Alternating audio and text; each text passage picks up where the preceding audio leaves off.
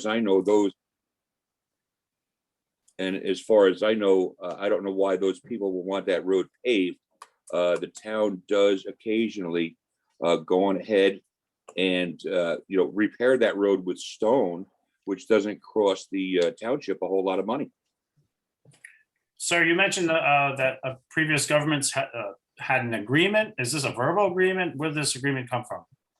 I don't know exactly where it came from, but from what I understand, 25 years ago, they tried to pave this road and it was shot down. And from what I remember, that was when they put the church in. And because that's why my parents and we fought this, because we didn't want it to be a thoroughfare through our small community. Crestmont Road is a dead end road, as you should know. So there's no reason for that to become a thoroughfare. Does the council members like to have any comments concerning the residents' opinion to not paving Hemlock Road? Mayor, would you like to comment? Sure. So the paving of Hemlock Road, first of all, I was unaware that 25 years ago there was ever discussion or negotiation regarding Hemlock Road and it never being paved. I can tell you that nowhere that I'm not aware of this being memorialized anywhere in any sort of official document. That said, I've also been a strong believer from day one that just because things have been done a certain way in the past doesn't necessarily mean it's the way that things should continue to be done in the future. And if that were the case, things in town would never change and progress would never be made. To answer the question of why pave this road if there's only 5 homes that are constructed on it, and that's because it's the only roadway in the entire municipality that is not paved. There is not one other roadway in the township that is unfinished and in the state of Hemlock Road. It has become expensive on an annual basis to continuously send DPW employees up to Hemlock Road on a fairly regular and consistent basis to continuously fill potholes on that roadway. Sure, the material is relatively inexpensive that's being used to fill the roadway, but continuously and constantly filling potholes is a Band-Aid approach to an issue in town. Now, I will get to the thoroughfare issue in just a second, but the paving of Hemlock Road also addresses, to me, the single most important thing that a governing body can address. It is the life safety of individuals. And God forbid it were a child or your child that were on the second floor of a home. A ladder truck with Hemlock Road in its current state would be unable to service a home on that roadway. The ladder truck and the outriggers, when extended, the trucks vary in size. Little Falls' trucks right now have outriggers that extend 15 feet 8 inches. It is a large vehicle, especially with its outriggers out. And currently, a fire truck with a ladder would be unable to extend its outriggers, to swing the ladder to the side, to potentially save a life.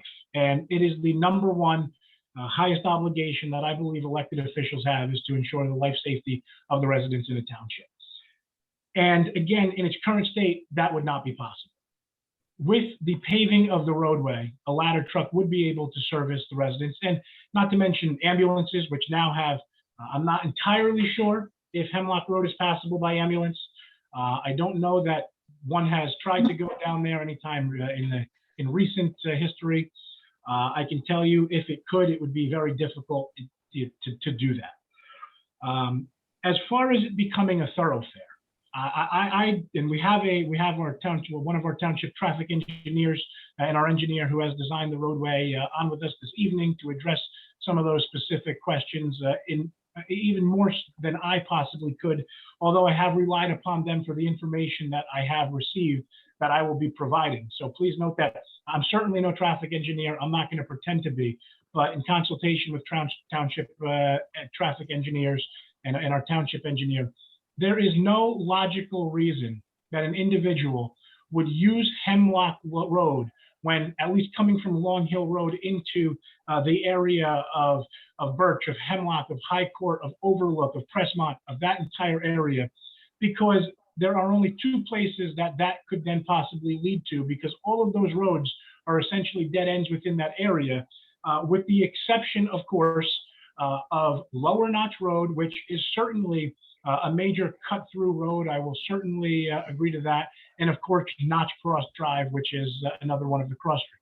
Now, there is no logical reason that an individual would take Hemlock Road to get to Notchcroft, because Notchcroft leads you back to Long Hill, 100 yards below where Hemlock Road intersects with Long Hill Road. There's also no logical reason that anyone would enter into Hemlock Road in order to use Lower Notch Road to come out to Long Hill, because that's about several hundred yards further down on Long Hill Road. Again, absent a catastrophic emergency with a shutdown on Long Hill Road, somewhere in between. Of course, absent that, but assuming that there's no major catastrophic event happening, there's no logical reason that one would do that, because you would simply head down Long Hill Road until you reach the intersection of Lower Notch Road, which would be a much faster alternative. The only other direction that Lower Notch Road would travel from that area would be towards Woodland Park, in which case individuals would have a much faster option to go down Notch around the circle where Lackawanna then intersects with Lower Notch Road. Arguments can be made that you can continue to use some of the side streets and cut-throughs to head down to Browertown Road. But again, that's a roadway that's just several hundred yards down Long Hill, which then intersects with Main Street, East Main Street and Long Hill in that area. And you would take Browertown Road from there in order to get to ShopRite or one of those areas where you may be looking to pop out if you were in that area.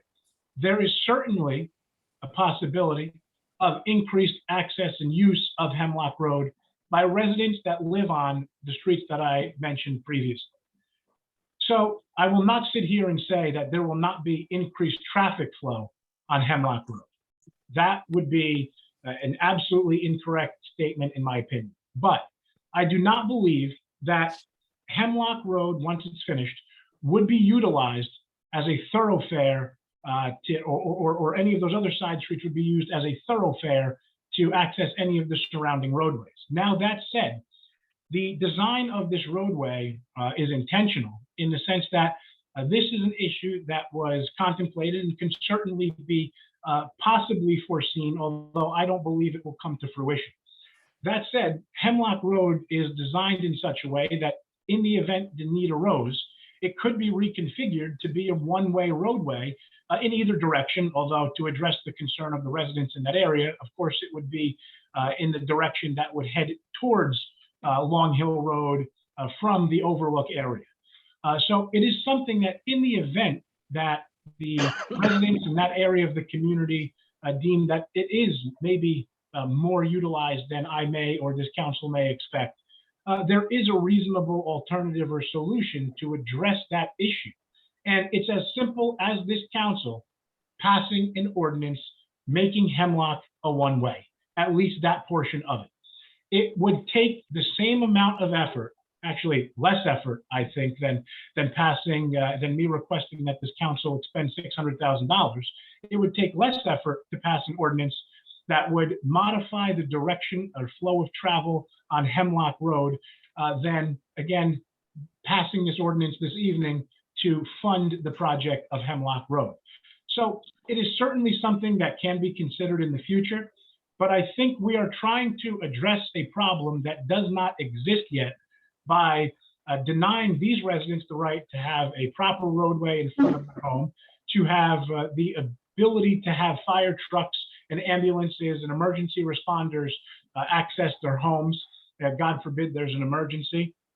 And I think it would be short-sighted to not proceed with this project this evening, because it appears that, and in many of the comments that I have received lately, that there is no one that opposes Hemlock Road actually being paved. It seems that what people may oppose is the inflow of traffic into that area, or really that seems to be the only real complaint or objection that I have seen, other than people making random comments about the costs associated with the completion of this roadway, and other than to say that municipal projects are 2 to 3 times more expensive than what you could probably do a project for privately. I agree with everyone that says that. They are 3 times more expensive. Belgian block costs us 3 times more than it does for your driveway. And that is just unfortunately government at its best here.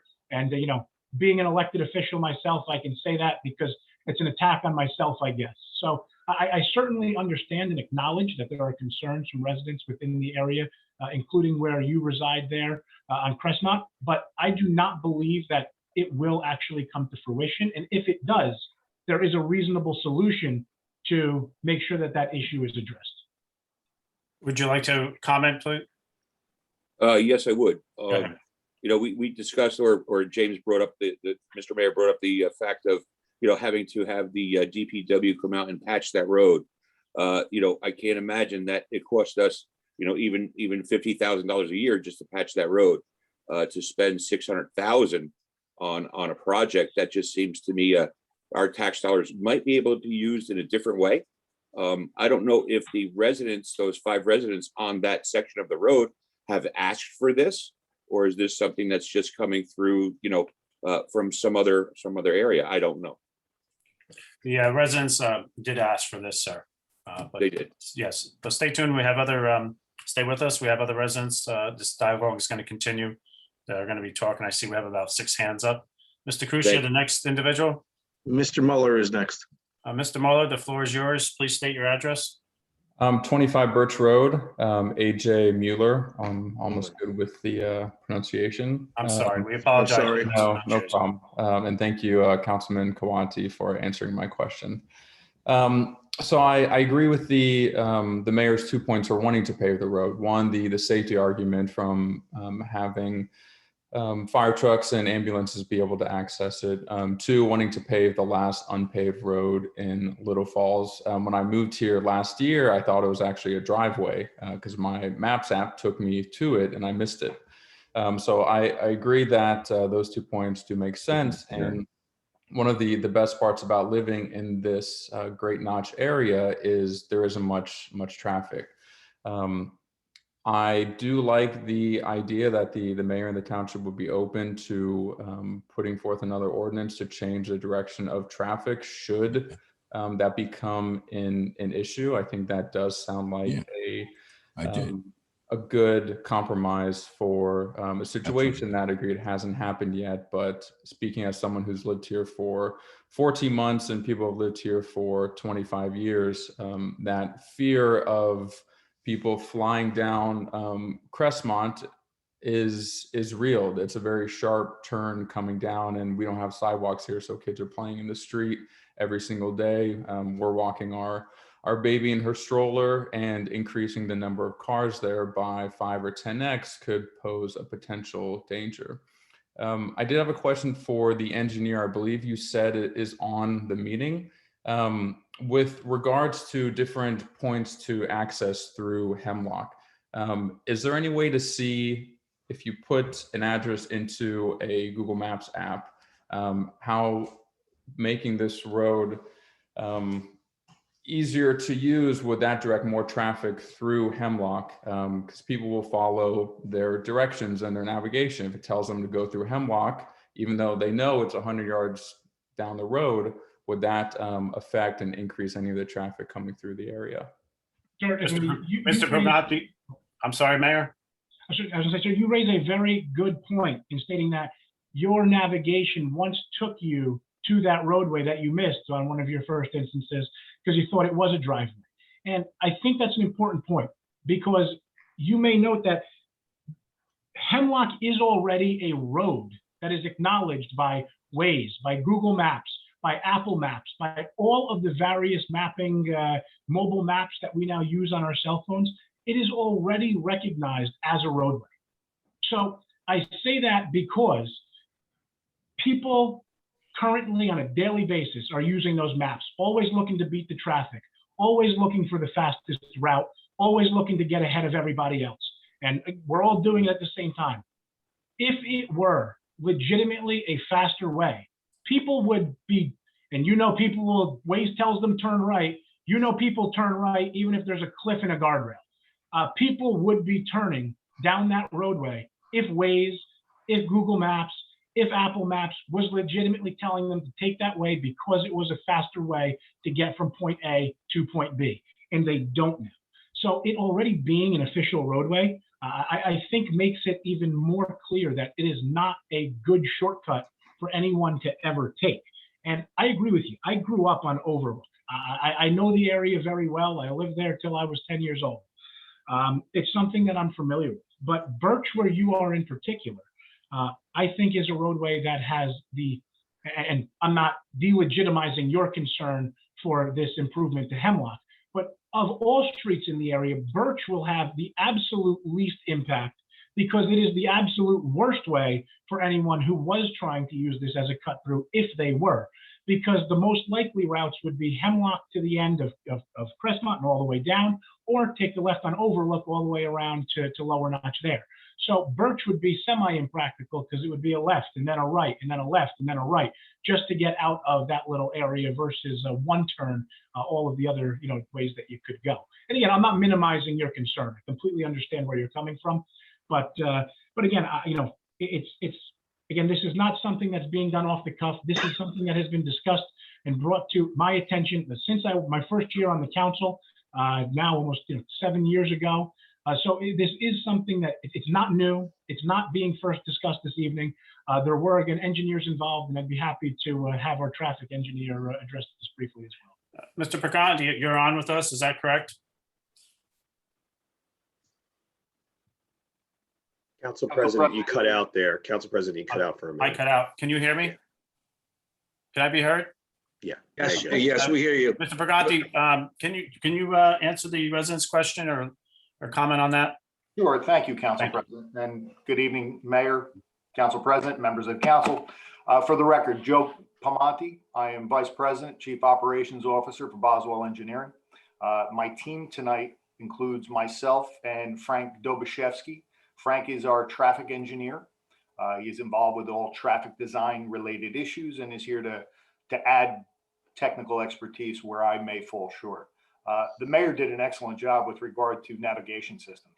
Obviously, Waze is probably the one you could use most.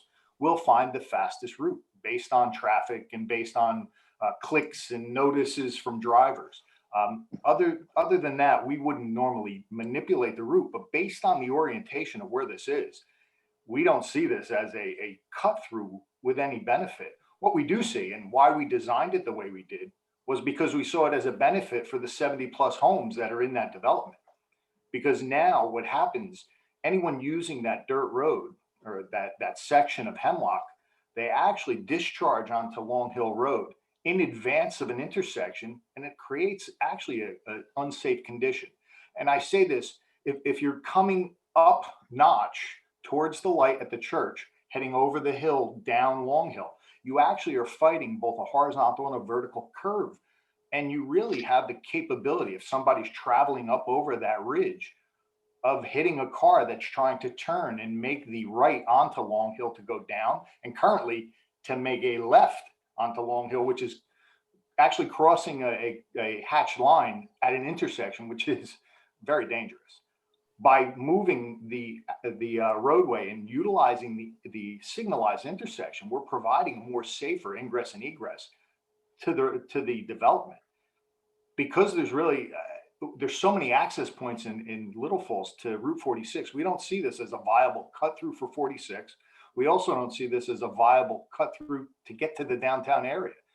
Also, one of the benefits of a cut through, if you would be to try and avoid lights. By reorienting this intersection and Hemlock to utilize the light, we're actually discouraging the cut through scenario because you're going to be at the light. The road just down the hill, Notchcroft, would be more likely, which is currently a cut through, would be more likely the avenue that someone would take. They would take North Croft over to Overlook and then onto Lower Notch. So we don't see this as there being a concern with regard to the cut through. And again, with regard to the navigation system, it's not something we manipulate, but by its very nature, I think it kind of would move down the list, pending a road closure or something like that. Waze may say, all right, this may be the way to go, but it's really not an optimal way to get between Long Hill and Lower Notch. Mr. Mueller, does that clear up your questions? Yes. Yeah, I'll leave it open to the other residents to speak their questions. Council Thank you for- President, Mrs. Ward is next. Okay, thank you for joining us this evening and expressing your concerns. Thank you, Mr. Primanti, for that fine explanation. Did you say Mrs. Ward? Well, yes, Okay, Mrs. Ward, the floor is yours. Your address, please. Yes, Giovanna Ward, 8 Hemlock Road. Good evening, Good everybody. evening. I hope everybody's well. My parents bought this home in 1969. I grew up here. My husband and I married in 1993. My mother, who is 90 years old, still resides with us here in our home. We grew our children up here. And one of the many reasons why we stayed over here was because it's a nice, quiet area. It was safe for our children to be out in the street and do their baseball or softball or play outside with their friends. I understand all the paving of the road for, the emergency purposes. My mother insisted that I get on this call this evening because she recalls when this came up years ago. And if it was 25 years ago, I was kind of doing some math in my head. It was probably around that time. So whatever decision is made, of course, I'm not for the road being paved. I've avoided that road. I walk through that road. I am concerned with the additional traffic. We now have a turnover in our neighborhood where there's a lot of young children and the cars have to be cautious. And I would be very concerned as a parent of young children, which mine are not anymore, being out on the road. And we never had to worry about that before. So I don't have all the numbers or the statistics. I'm here as a resident I'm 51 years old. I grew up in this town and I hope to retire here, but I would be very disappointed if it wasn't as quiet as it is now. If there's, like you said earlier, Mayor Demiano, if there's some type of way to look out for our neighborhood, we don't want to, people tend to sway away from homes that are in busy streets. And I'd hate to see that. We put a lot of money into our homes, all of us, to keep them nice. And, we all look always to make a little bit if we end up selling someday. So again, in your consideration, please, for the safety of our neighborhood and to kind of keep it, Mr. Kenslin, I grew up with them as well. So we've known each other for a very long time. And I know there's a few other people that I know here. So again, I'm stating that I'd like whatever decision is made to please look out for the safety and for all of us in this neighborhood for our interest that, I chose to stay here and grow my family here. And I'd like to see that it kind of stays the way it was, the way it has been. Thank you. Thank you, Mrs. Ward, for taking time out of your schedule to join us this evening and express your concerns to this project. Mr. Crucia? The name on the list is Raz Van Bot. Yes, good evening, everybody. Can you hear me? Yes, Yes. I can hear you. For the record, your address, sir, please. My address is 54 Hemlock Road. My Thank last name is Bot, B-O-T. Okay, thank you. Good evening, everybody. I just wanted to also voice my concern. I moved here about 5 years ago. And, one of the main reasons I moved here is because of the quiet nature of, of the place. The, road passing in front of my house, there's probably, I would say 10 cars a day that are passing by. And, our kids are actually playing in the street all the time. So if we want to relate to those safety concerns that were mentioned earlier, I think this is a very good safety concern to add to the list, which is, in opposition, to the project. Also, the noise level, because of the low traffic, is very low. Now, we heard a lot of reasoning and we heard a lot of ideas why the traffic would not increase if this project would put into place. I just wanted I'm an engineer too, I'm a scientist. I just wanted to mention that all those are just assumptions. There's no data behind it. There's no simulations. I listened very carefully to every single one of those. And, we don't have enough time, but I can give you the perfect counter argument to each one of those. So my question, one of the questions that I have, is there actually a traffic study based on, analysis and data that would show us percentage, what would be the traffic increase, what would be the noise level increase? Because as you all know, this will also impact the value of the property. For me, that's a secondary sort of point, but it is very important. This is why I invested in Little Falls, and this is why I love it here. But my main concern is our children playing in the streets all the time. And I heard things about, one example is that Waze, and Google Maps and all that will consider this as a road and will give you directions to make a right, or, after you pass the light. But then we're saying the traffic will not increase. Well, that kind of contradicts the whole idea. And this is just one example, right? If the mapping tells you to take a right, people will take a right. I mean, I'm citing somebody said, even if it's a dirt road or even if it's a ditch, people will do it. So there you go. There will be a traffic increase. And I would really like to see the data from the engineering, the report, the analysis, the simulation. I actually would like to look at the data. Now, to close, I would like to ask, why exactly do we need then 2 lanes if it's just for the benefit of those, people living on the street, which I understand. Why do we need 2 wide lanes? Why is it not enough to have 1 lane, as it is right now? And that, that can be repaired and fixed, as part of the project without the need to, cut, 20 trees and make a 2 lane, 11 feet on each side. That would be interesting also, to hear.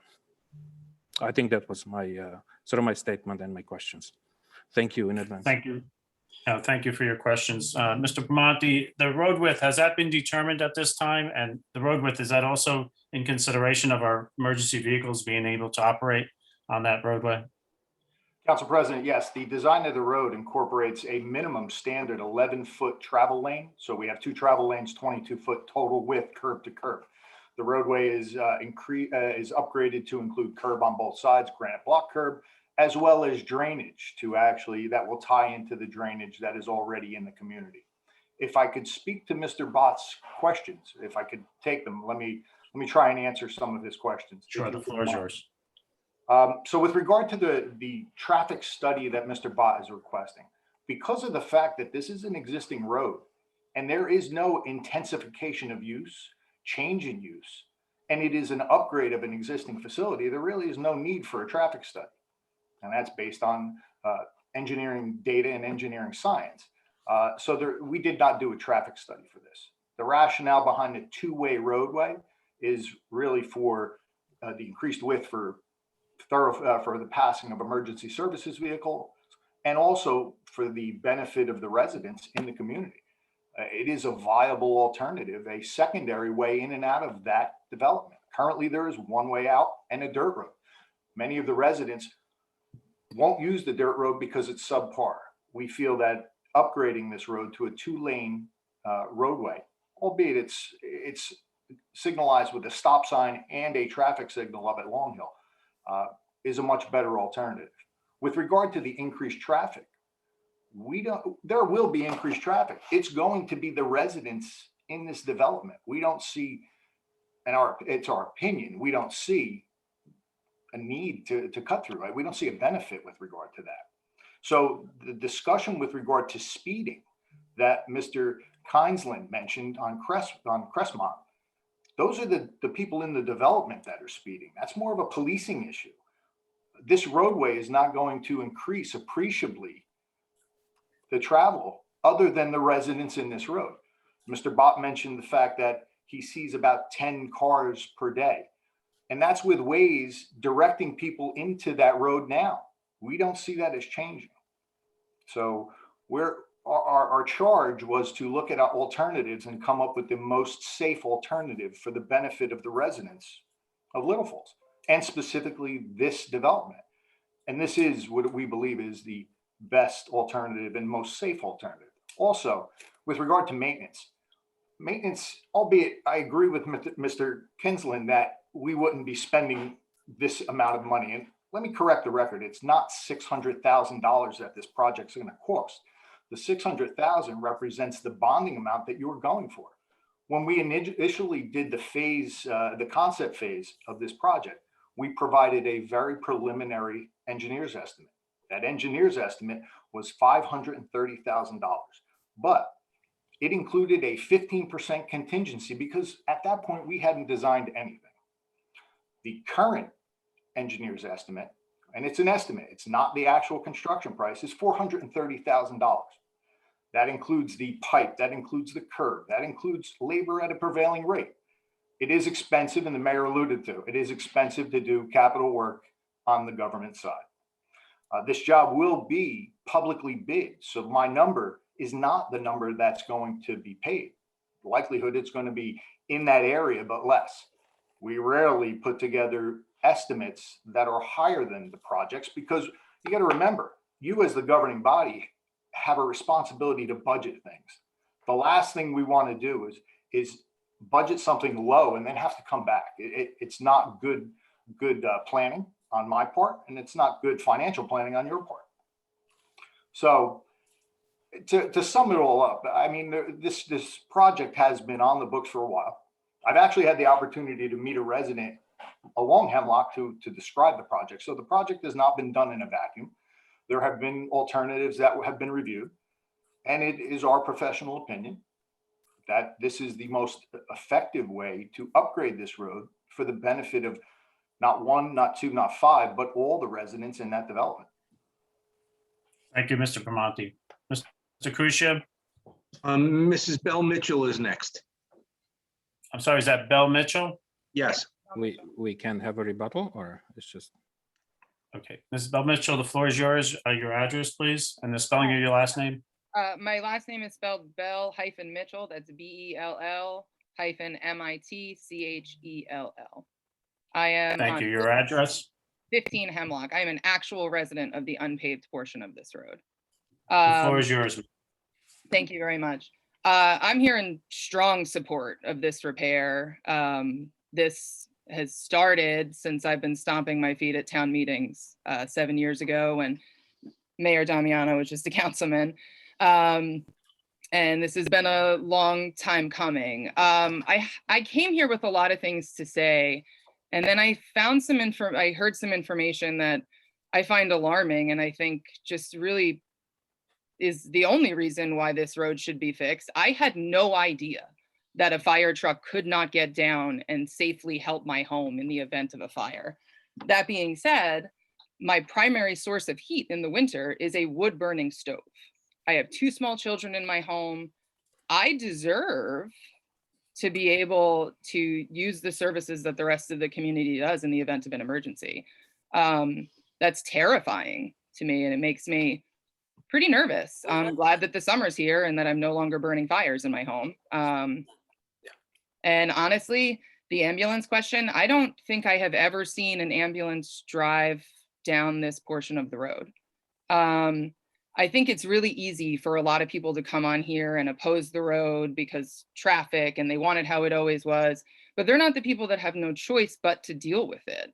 I have had to drive both of my newborn babies home from the hospital practically off-roading on this road. Mayor Damiano has been wonderful and fills it in when I call. I try not to abuse that, but the road is in constant disrepair. And I think it's about time that we have it fixed. Now, all that being said as well, I have never said that I know what needs to be done to fix this road. I am not an engineer. I have no idea what needs to be done, and I can't speak to that. I have to defer to the people that have gotten an education in and have spent their careers doing this. So if the township is saying that this is the best and safest option, then I am here in full support of it. Does, besides, let me assure you, if there was something to occur in your house through heck or high water, I'm sure the mayor, emergency vehicles would somehow get to your home. Thank you. But let me say this, it would cause peril to the equipment quite a lot, because the road, although the mayor does as best he can with the DPW, I recently drove on that road and I thought half of my pickup truck was going to disappear. It's a challenge because of the way the water runs. I imagine also the dirt and the dust is quite an issue, living on that road. But thank you for your time and coming on with us this evening. Council Mr. President. Mr. Kusia? Council President, Council President, Yes. can I just Mr. jump in for one second? Councilman Vanchery, I'm sorry. Yeah, so Mr. Kuchia, you have the list of people. I think Mr. Scherzer's is not I sure am- how to I do the am raise your aware. hand. I So am he just aware. has his hand up, so I want to make sure. The other thing too is, can you keep an eye on the chat, because there have been a couple comments as well, to make sure we don't lose that.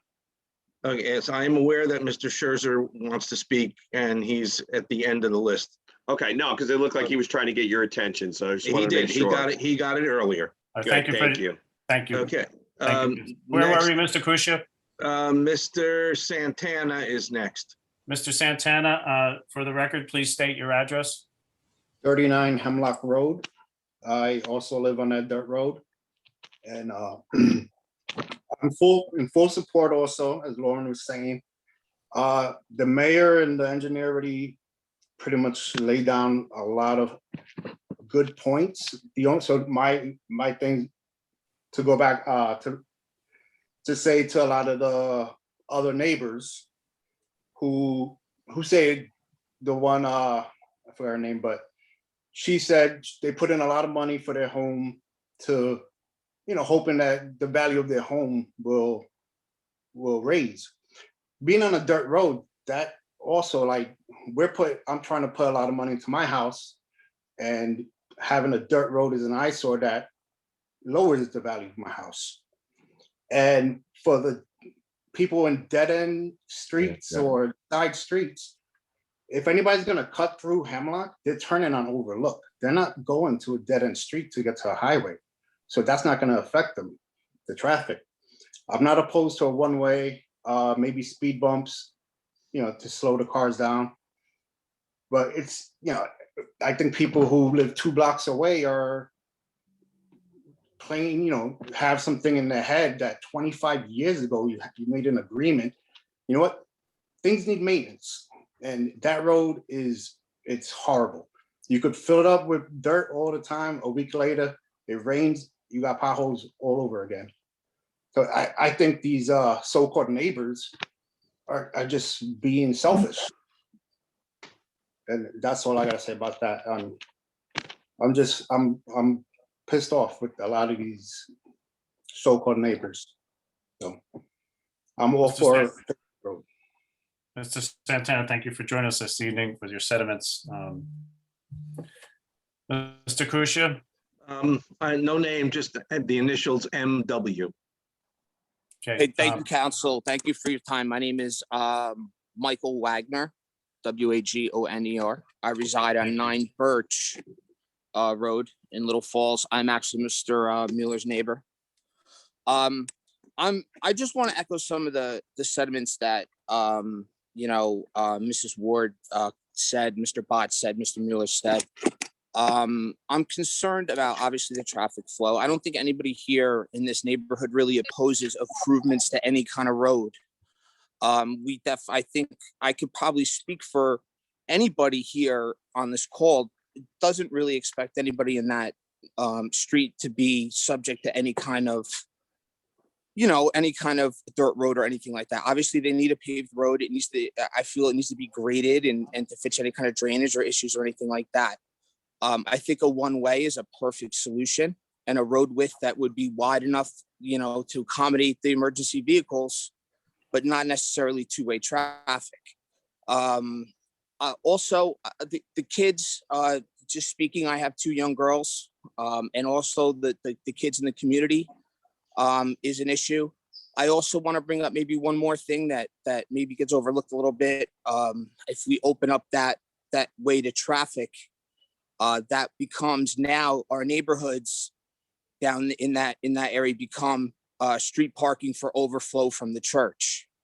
Would there be any kind of counter to that? Would there then have to be no parking signs put up if it becomes a problem?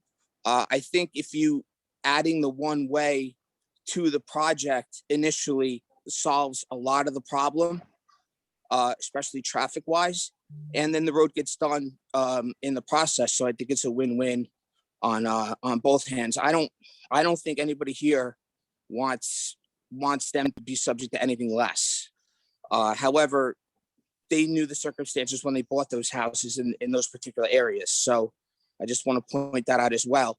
Also, if traffic does increase, okay, out of respect, if it does increase in my neighborhood, will I then be up for reassessment? And will my taxes be reassessed? Will I be up for reassessment? Because a lot of people talk about land value dropping. I know that land value is affected on accessibility and traffic. I want to know if that would be, those two things really would be a big issue for me, and that would be an issue that really is being considered. Thank you for your questions. Are you experiencing any overflow currently from the church parking by your residents at this time now? Well, for events we do. Right now, there is at the back end of the parking lot, there is a swing gate that they have locked that stays locked for, I would assume emergency access to the back of the church. Regularly on service days, they do have people that are parked in the back there, blocking that gate on each direction, using it as 2 parking spaces. We've been fortunate enough where they haven't had any kind of really festivals or any kind of huge events, but I have no idea how their parking really goes now. And if they're making alternate arrangements, I don't know if that's even being considered if they're parking somewhere else off site. But I just feel like it opens up a lot of avenues, and then it becomes parking on the street. And that becomes something that, as you guys know, we weren't allowed to do on Birch for a while. We got tickets. And then that ordinance stopped. And so that might become an issue as well. Council President, if I could jump in. Mr. Primanti, yes.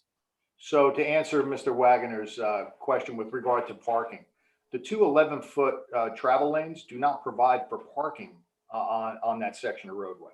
It would just be physically impossible. We tried. So I would mean parking into our leading back through Birch and that street that runs adjacent back in through that area there, that border that interjects Hemlock. Well, I'm sorry, I misunderstood. I can't speak to the ordinances and the traffic and the parking situation because I'm not really familiar with it right now. But I can tell you specifically with this section of roadway, with all certainty. Sir, as far as your question to the reassessment, when the township government decides to do a reassessment, all factors are taken into consideration. Although I could tell you, the town has always seemed to be on an upper valuation. If there would have to be an abundance, a lot of traffic or concerns to bring your house down in value in that case of a reassessment. Thank you for your questions. Yeah, that is true. Thank you for your questions and your concerns. Yes. Thank you. You're welcome. Thank you for spending the time to talk to us and raise the concerns. Again, just the one way was really like the solution really to the problem. Nobody that's really a big, that's all. Thank you very much for your time. I appreciate it. Well, thank you, sir. Mr. Council Kusia? President Azimi Atkins. Zami Atkins. Okay. Hi. The floor is. Hello. I'm sorry. Good evening. My name is Good evening. Azmi Atkins, and I live with my husband and son at 25 Hemlock Road. Good evening. I thought it was important that we also speak, and we wanted to kind of reinforce all the things that our neighbor Lauren stated earlier. I think we are looking forward to the road being paved. I know some of the other neighbors down the road are concerned about it being paved, but I think the focus shouldn't be on whether it's going to be paved or not, because the fact that it's not paved right now creates a lot of hardships for the families that live on that street. They were talking about how their children playing on the street needs to be protected. In our case, our kid cannot even go on the street. We're always very concerned because the potholes, I've fallen myself. I have a bad knee, and I fell one morning where I hurt myself because it was in the winter and snowing, and I didn't realize that the pothole was over there, and I was crossing across to go catch a bus. That's how bad it is. We've been there for 4 years now, and we've had to fix our car 3 times already. So we are very supportive that the road will be paved. That being said, we are concerned in terms of what it will do if there's a two-way street there, and what it would do to the traffic in front of our home. So the fact that Mayor Damiano spoke that there may be alternatives where maybe it's a one-way versus a two-way road. That is something that we would like to, get more information on, because that seems to be, like a lot of other neighbors have stated, maybe a more preferred route in terms of what would be better for that street. And also, we were concerned that what it would mean in terms of if we were widening the street, what does it mean? Is there going to be a retaining wall in front of our home? What would that bring, because right now we have these trees and that berm, is that going to go away? Is it going to affect the trees that are on our properties along the street? So those concerns are there, but I'm sure, that we will get to know or get more information on the project. But the end point is that that road needs to be paved. Thank you. That's all I have to say. Thank you. Thank you for joining us this evening. What type of damage was to your car?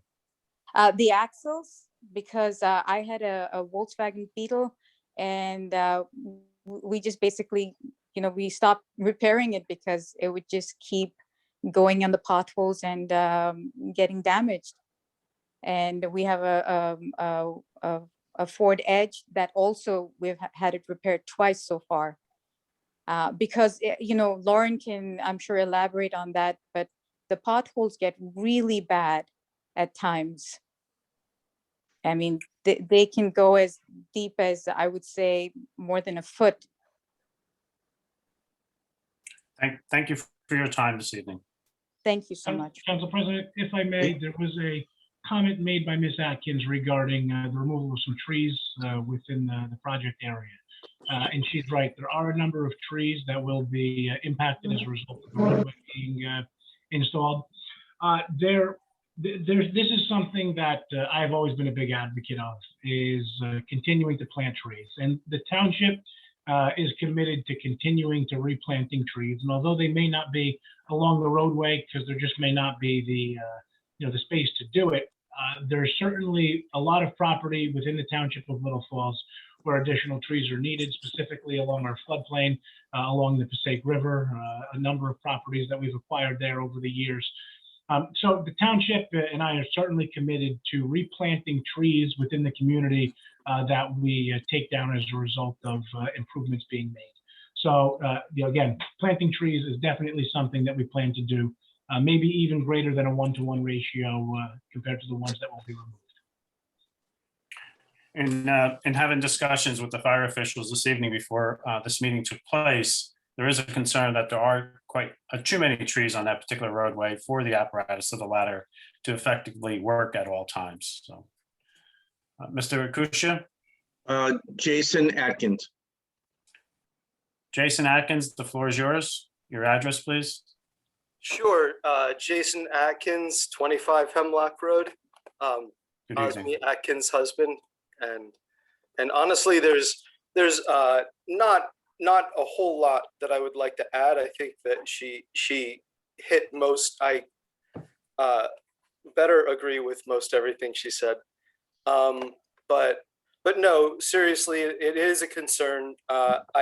We replaced both axles on a Volkswagen. We replaced a tire and an axle on a Ford Edge, and we replaced both wheel bearings and hubs, and I have to replace control arms on a third vehicle. So when we say that the road is almost unbearable, we didn't have a sense of that because we had never lived on a road like that. So it looked very quaint when we moved in, right? But the reality of it is we really support having that repaired in a way that will be more permanent, very much wholeheartedly, and anything that we can do to make this place safer. I think if there's anyone that's going to have more traffic, it may be us. It may be the residents on that section of Hemlock Road, because I don't think we're going to get a lot of inlet, but I think our neighbors will now feel comfortable driving through there. But that's something that we would be comfortable with, because we think that it will improve the community, and I think because if I understand it correctly, the Hemlock Road is going to curve onto the exit at the light for the church. And if that happens, I think you're still unlikely to get a lot of incoming traffic. And I would 100% support looking at a one-way street if it seemed as though there was an increase in traffic, right? But I would say I do have a concern about the trees in front of our house. We have a number of hemlock trees in the front of our property. I would just like to know if those are part of the removal or if those are scheduled to be in, because the two things that definitely affect me as much as I support it wholeheartedly. I don't want to look at a parking lot because I didn't have to look at a parking lot when we bought the house. So I want to make sure that there's not going to be a giant berm in front of our homes. And I want to make sure that, I want to know if they're planning on removing the trees in the front of the property, because it's questionable exactly where those trees lie by survey. So I just wanted to know whether those will remain intact and if they're planning on how far, or if they're planning on berming that area. Is that something that you guys could address? Mr. Atkins, I don't know, Mr. Primanti, do you have that you can answer that, or should we get back to Mr. Atkins tomorrow? Well, I think I'd prefer to address that tomorrow. Actually, what I can do is actually mark out the trees in the field, because I honestly, Mr. Atkins, I don't know your lot and blocks off the top of my head. Sure. But I'd be happy to provide more detail to the township that they can get to you. And by all means, I'd be happy to mark them in the field. And by no means do we want to take trees, but if we're going to be putting in curb and pipe, and what ultimately happens is when the contractor comes in to do the excavation work, ends up nicking the root mass. And then what happens is 3 years down the road, the tree dies, and now it becomes a problem. So what we try to do is be very judicious in the trees that we take. We take only what we need to take to facilitate the construction. But if it's a judgment call, we do err on the side of taking the tree, because it becomes a problem for the resident in the township down the road. And we can always work with the township to plant more trees throughout the municipality, really. Mr. Primanti, so I would strongly suggest that you would get those marked out so that the residents could see what trees will be leaving the project. Mr. Atkins, if you send me an email to my municipal email address, jdamiano@lfnj.com, I'll be sure to forward your contact information to Mr. Primanti so that he can be in touch with you over this project. Okay, thank you so much, Mayor. Council President, if you would afford me the opportunity to get that done by Wednesday, what I'll have is one of our inspectors out to paint the trees. That's fine. Wednesday's good enough. Very good. Thank you, Mr. Primanti. Mr. Crucia? Mr. Scherzer is next. Mr. Scherzer, your address, please, sir. Mr. Scherzer, can you hear us? My address is 26 Birch Road. But I'm sorry, when I go beneath the reaction button, I can't find the chat. So let me give you a little bit of background.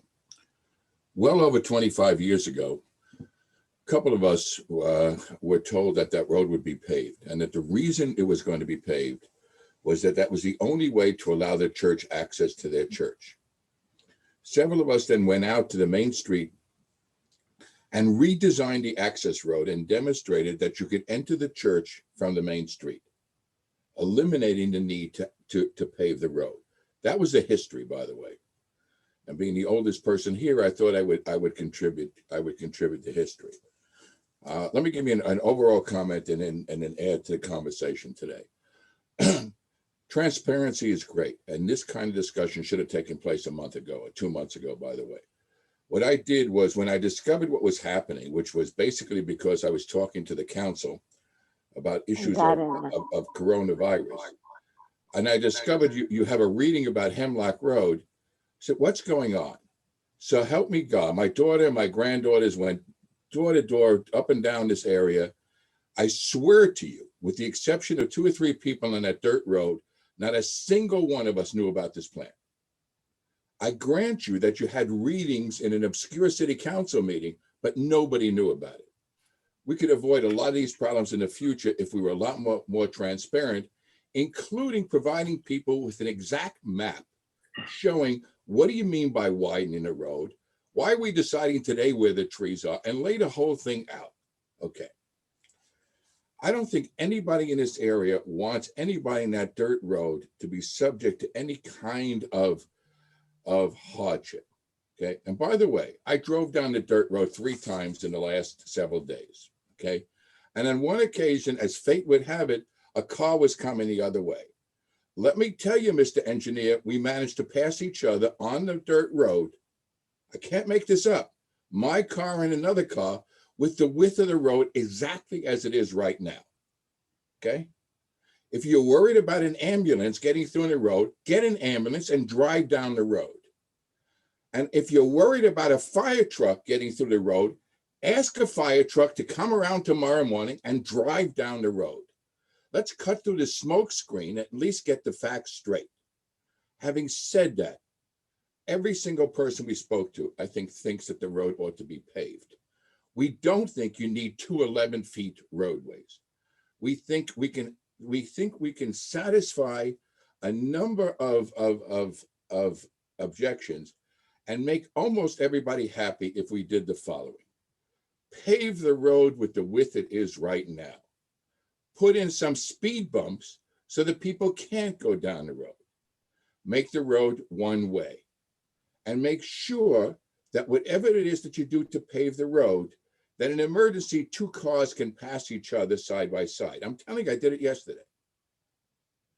The idea of when you're telling me, well, we don't necessarily think we have to spend $600,000, but you're proposing a bond resolution for $600,000 that we, the taxpayers, have to support. So $600,000 is the price tag that you've set. So what I'm proposing is this. Take it, I think we can all probably get together and come up with a single resolution. Come up with a paved road that doesn't require 2 11-foot wide driveways. Don't have to cut down all the goddamn trees.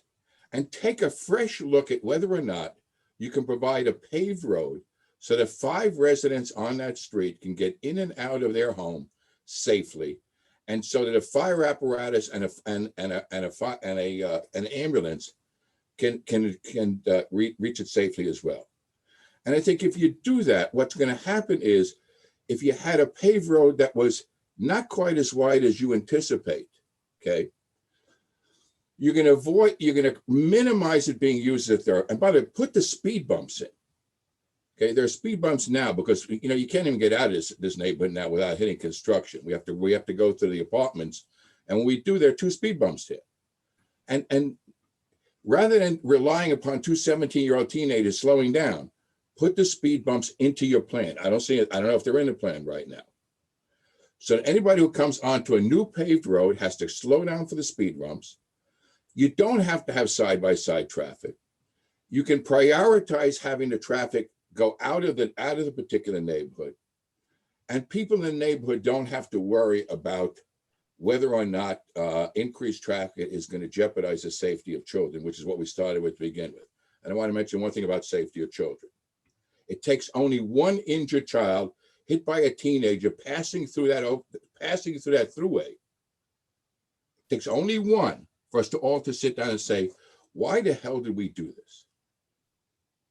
I don't know what the statistics are, what have you, but the point is we can have our cake and eat it too. Okay, I'm the oldest person here. I've got kids, I've got grandkids and what have you. They're grown up. But I look at all the kids on my block. I don't know where they go. I don't know what's going on. Maybe it's a pandemic. We see reducing kids at an outrageous rate. They're all over the place. There are bikes all over the place. They're roller skating all over the place. And even if it's an extra 20 cars a day, who needs them if we don't have to have them? So yes, if you're living on that dirt road, for God's sakes, let's make sure that it's paved sufficiently so you can get out of your house, reach the main avenue without breaking your axle. And by the way, please try tomorrow morning, instead of telling me about all your grand plans, I'll even meet you. Drive down the dirt road. That's bullshit that an ambulance can't get down that road, because I got down 3 times. Okay, Mr. Schwarzer, I don't like the language now. That's it. I don't like the language used. No, I don't like, no, I gave you time to speak. Now you're gonna listen to me. I don't like the language you use at this council meeting. What gives you that right to use that language? I'll tell you what gives you that right. That gives me that right. No, I'm speaking now. Now you're gonna listen to me. Go No, ahead. now you listen to me. You had the floor and you spoke and we allowed you to speak. Now it's my turn to speak. No, this was not in an obscured underground type of thing that you alluded to. This is the way we conduct business in town. This is the way we operate. It's on the agenda to be talked about. You see the residents talking about it.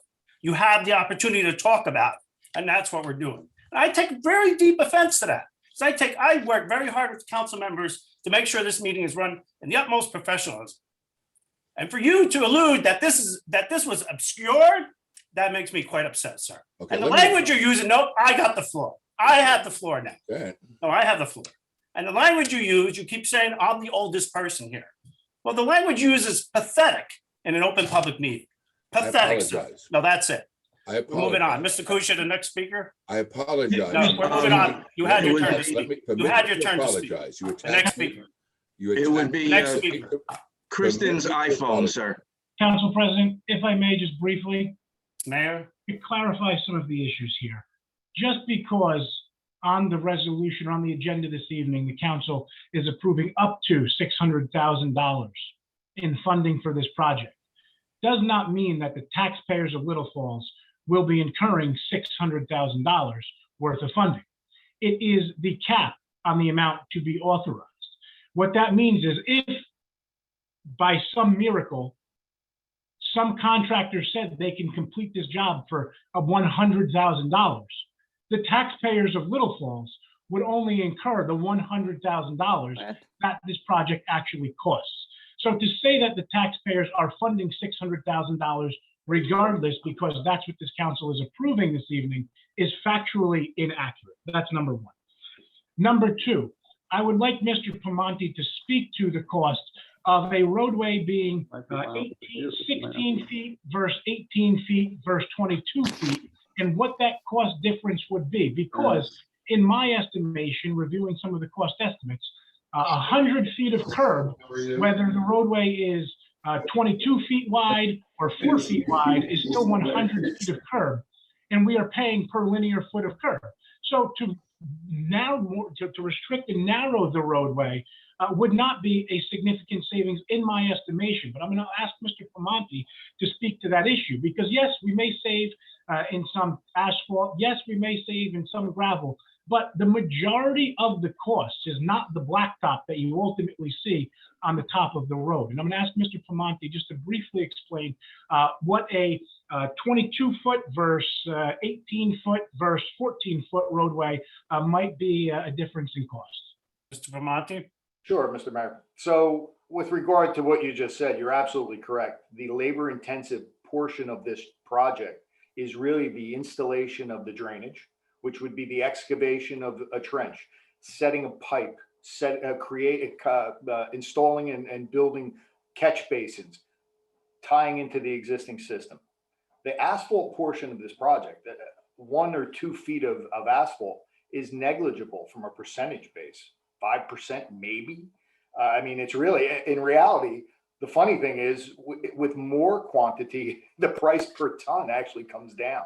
So to me, if we were looking to save money on a project like this, and I don't agree with this, with entertaining this, we would be removing curb. And by no means do I think we do that. I think the fact that we're recommending a 22-foot wide roadway is the minimum cart width that we're comfortable designing. That would be accessible, that would be utilized in this area.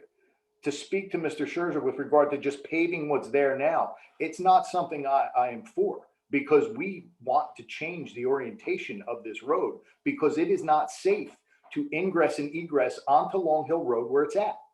That's a problem. That is the reason why we're coming up over the crest and utilizing that existing common driveway, because it provides the people utilizing that egress point and ingress point the benefit of its signalized intersection. With regard, just so I kind of went a little off base, but the cost of asphalt is really not the most expensive portion of the project.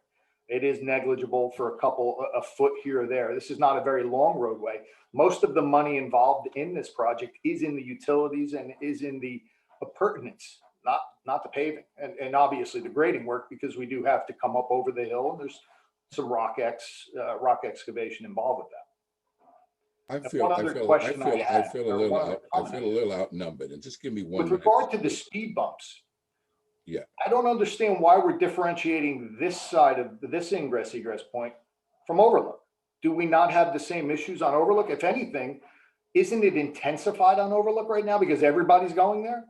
So I don't necessarily agree that this is going to be a racetrack, especially given the fact that you have horizontal and vertical curves that lead up and over into Hemlock from the common driveway. Well, Mr. Primanti, Mr. Schweizer's questions were more of the spending of monies and the fact that he didn't believe there was a safety issue. But I appreciate the clarification. Sure. But we would be looking at spending 450,000 in that Oh, no realm. question about it. And the bonding, again, it's been said before, why we bond for 600,000 is because we can't go back again. Once you do the project, you're bonded to the project of what may happen. So you want to have the cushion in there of having the resources to pay for the job. It doesn't necessarily mean we will expend all of those monies. You don't get to talk. Yeah. Who's next, Thank Mr. you. Council Mr. President? Bishop, yes. It would be Kristen's iPhone. Kristen's iPhone. Good evening, guys. Yep, it's me, Kristen Can Callahan. you state your last name and your address, please? Sure. My last name is Callahan, Callahan.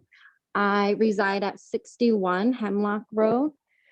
Okay, I just want to say firstly, of course, I absolutely see the need to pave. So I don't want anyone on the dirt road section to think I'm being selfish and think they should just, stay as is, and so be it. I absolutely think it should be paved, be fixed. I, however, don't see the need for the two-way traffic. And I know that it's a great, it's good to know that in the future, if it doesn't work out, that it could be switched back over. However, as I thought about it, I don't see the width needing to be as wide as it's being proposed with all the trees being knocked down.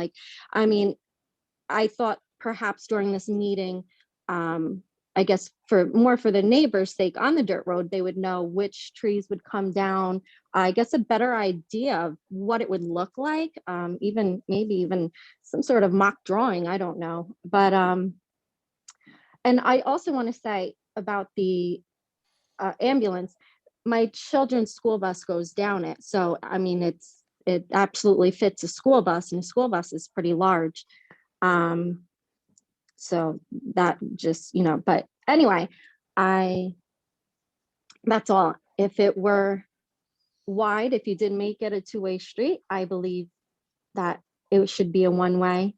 But if you can avoid, now, actually, this is my question. So can you avoid removing all trees and, going through all that if you just made it the width that's would be able to get the emergency vehicles down there safely? Like, does it have to be 2 lanes, or can you just do it the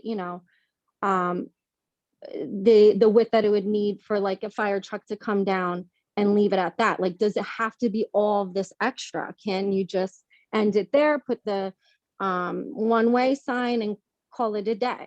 and the neighbors on that road. I mean, I can't speak for them personally, but I know that would be a big deterrent for me if I was to lose the trees alone. I mean, I know it sounds a little, tree huggish kind of statement, but I love walking my dog down there because it feels so isolated and so just so quiet. So my concern is for their trees, I guess, too. But yes, that's all. And I don't want any again, I'm going to say this again. I know Mr. Santana seemed to be a little upset. I am in no way being selfish, or I am completely with you. I want your road to be up to par 100%. So please don't take my concerns to be parental or selfish. Thank you, everyone. Have a good night. Thank you for your time and your questions. Mr. Primanti, if we were to make this a one-way, what would be the width of the road as compared to a two-way? We would suggest 15 feet. With regard to whether or not the trees could be saved, we'd have to really look at the alignment, because where the predominant trees are being removed are in the straight section. And if we're putting in curb and drainage, the excavation is going to be an issue, but we would have to confirm that. It's designed as it's designed today. Right. So it's more about the curvature. It's more about the curvature of the road than sometimes the width of the removal of the trees that possibly will happen. Well, there is some overwork that's involved with creation of a road. It's not just the curb in, it's a good couple feet beyond that as well. The shoulder gets excavated, restored, and the root mass of a tree really extends out to the canopy. So our concern is that. Thank you. Mr. Kusia? Mr. Karakin is next. Mr. Crocken, you have the floor. Your address, please, sir. Certainly, Council President. Ani Korotkin, 180, I'll spell it Korotkin, 181 Long Hill Road. In a lot of ways, I'm very pleased to see things at tonight's meeting. I've always been an advocate of maximum citizen participation, and it's good to see that residents of Hemlock and the surrounding area were present. However, I think comes to mind the issue of transparency and process. And it brings to mind what happened at Donato Drive a while ago. But in this case, I think there's a need to involve all the residents of Hemlock and the immediate surrounding area in both the planning process and in the planning process prior to the issuance of the ordinance. That people should have been involved from the get-go in knowing when people request now what trees are going to be removed, to see the site plan, to see the specifics, to see what impact it's going to have on the entire road, on each individual house. And I think the meeting tonight is a tremendous step forward. And in light of that, I would ask if possible that the council not vote on the ordinance tonight, give the engineer plans to redo the design, and give the residents of Hemlock and the surrounding communities, streets, an opportunity to see it and to lend their opinion as they're doing tonight. So I hope you envision that as a possibility, and that you encourage citizen participation and you listen to the voice of the people. They laid out some very positive alternatives to a two-way street. And I hope you consider their voices. And I thank you for giving me this opportunity to voice my opinion. Have a good evening. Thank you for your time this evening, Mr. Karakin. Does the council members have any comments or questions regarding the residents' comments so far and questions? Council President? Mayor? Yeah, so the approval by the council this evening is the approval for the funding for a project along Hemlock Road. It is approving $600,000 for, again, a project along Hemlock Road. It is not approving funding for the particulars of this project. Modifications to this project can still be made with the approval of this funding, unless, and of course, it were doubling the scope of the project and making the project far more expensive than is being discussed this evening. So approving the funding this evening simply approves the fact that it is authorized, essentially, then I am in this form of government authorized to approve this project at some point with an up to $600,000. So what the council is doing this evening by passing this ordinance is not approving a particular project or the removal of particular trees or a particular roadway width. The council is simply approving the funding for a project along Hemlock Road in the amount of and not to exceed $600,000 based upon the ordinance that's being passed. So I still ask that this council pass this ordinance this evening with the understanding that there is still additional discussion to be had before plans are finalized, because there is not an absolute final plan at this point. Correct me if I'm wrong, Mr. Primanti. There is not a final plan that's ready to be sent to a contracting company for bids at this point. So modifications can still be made. That's correct, Mayor. Mr. Kusia, the next speaker. Mr. Fernandez is next. Good evening, Mr. Fernandez. You have the floor. Mr. Fernandez? You have to unmute Mr. Fernandez. Mr. Fernandez, we can't hear you. I got it. Okay, but good evening, Mr. Fernandez. How are you? Luis Fernandez, Harrison Street. But I think the lady, Lauren Bell Mitch, she was ahead of me though. So if she wants to speak. No, she's repeating, sir. So okay. give everybody a chance to go first, and then whoever comes back comes back. We'll circle back to her. All right. The floor is yours, sir. Thank you for allowing me to go before you. Like I said, Luis Fernandez, Harrison Street.